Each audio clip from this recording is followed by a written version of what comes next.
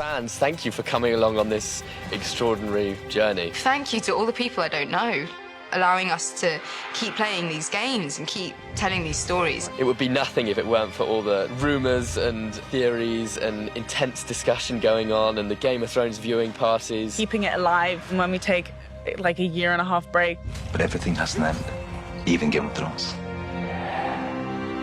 Arya's needle to my heart. It has ended. And spoiler alert, we are about to recap and analyze the series finale of Game of Thrones. This segment is full of spoilers. So if you don't want to know what happened, you need to come back to us in a few minutes. But we're going to talk today, Game of Thrones finale, with LA Times television critic Lorraine Ali. This is our water cooler chat. And I have to say, I didn't hate it. I didn't love it. How about you? I was kind of in the same place. It was a soft ending. I wanted a bigger bang, but then, you know, how do you end a show like this? Well, and the audience reacted. So the Twitterverse exploded. Shows like this ending is sort of what Twitter is all about, right? People loved the ending. People hated the ending. People saw whatever they wanted to see in it, including politics. I think this one is from you. I see politics everywhere. So let's go over each character. Let's just start with the biggest moment. Talk about a dagger in the heart. Jon Snow kills Dany. But was anybody really surprised?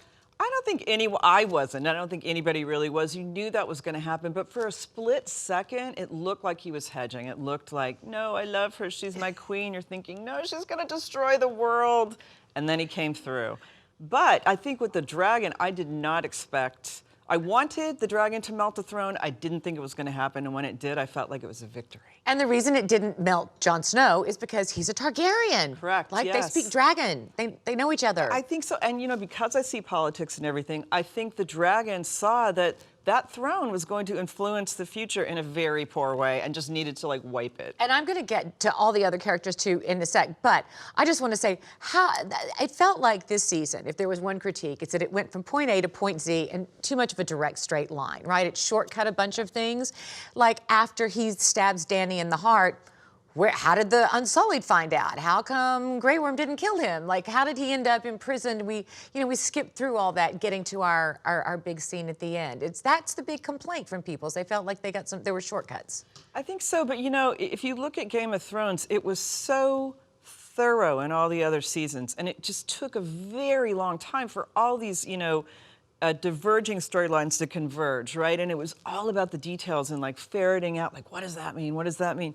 You can't do that in a final season. That's just not going to work. They need like 8 more seasons to like pull it out the way that fans wanted it to, and that's just not going to happen. Not going to happen. The dragon flies off with Dany's body to points unknown, probably her home territory, and the elders and the nobility and Sansa and Arya and Brienne, and they all gather at the dragon pit, right, that we'd seen before in last season, and trying to decide who's going to become the king. And Tyrion makes his stand and casts his vote for Bran the Broken. Bran the Broken. It's not a very inspiring name. It really, and it kind of wasn't the most exciting choice. And I have to say, it was like, after this last, 4 seasons of all these women like headed towards the throne and gaining power, you're going to give it to a man who literally was like carried by women like the last few episodes, last few seasons.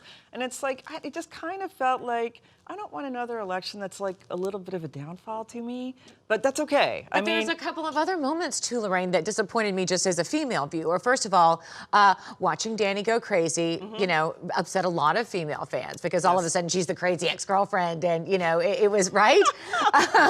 But also Brienne at the end of this, you know, at the end of this season, she becomes a knight. Yay, good. Then she sleeps with Jaime. Okay, and then he leaves her and she cries in the middle of the night in the courtyard in the cold. That was disappointing to people. And then she has to go, part of her job now is to write the stories of the knights. And instead of turning the page and saying, and I am a knight now, you know, like in writing Brienne the knight, no, she finishes Jaime's story. Right. I feel like we right. took steps backwards. I do too. I do feel like, I felt like we were headed in this really exciting direction, and then it did sort of take the step backwards. And then at one of those end scenes when all the advisors are sitting around the table, Tyrion's Hand of the King now, and they're talking about, great, we got to bring brothels back, and Brienne's at the table like, meh, oh, yeah, okay. It just was like, no, that's not what's supposed to happen. Yeah. But yeah, apparently it was what was supposed to happen. Well, we see at the end, which seemed like a really, it looked like a music video to me at the very end. It was just a montage of people walking. Jon's going to the north where he's not going to stay. He's going to go off and be a wildling, apparently, right? Sansa's going to be queen. Okay, ho-hum. She kind of already was. Right. And Arya, I feel like we'll see her in 10 years when she's old enough to want to come back for a sequel. Well, and that's what's smart about sending her off, as the explorer, because of course, when we get the sequel 10 years from now, she can come back around. I mean, who wants to go into the north with the wildlings? Not really. And, we've seen Sansa be queen, essentially, of the north. So yes, I mean, that works out well. But I love the music video idea because Jon is a very emo, sort of indie rock kind of sad-looking dude, and that kind of works, really, marching into the snow, looking sad and cute. What was really interesting about this last episode also, because as we know, Game of Thrones is known for killing off these really important, beloved characters.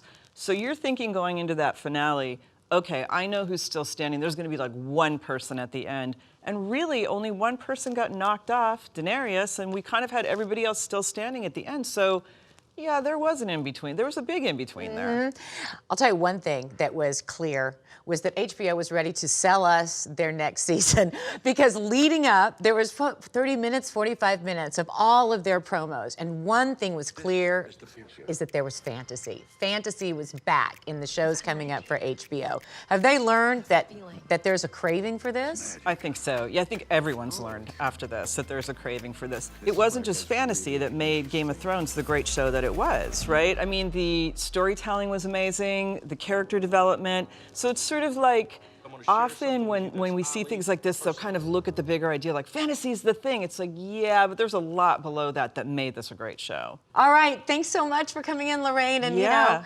Well, let's get together next time. There is the most famous television series in the world. We'll do this again. And I think we need to... Oh, we need a little toast. That's right. In honor of Game of Thrones last season and the 2 water bottles that were left on set. The water bottle scene. To the end of Game of Thrones.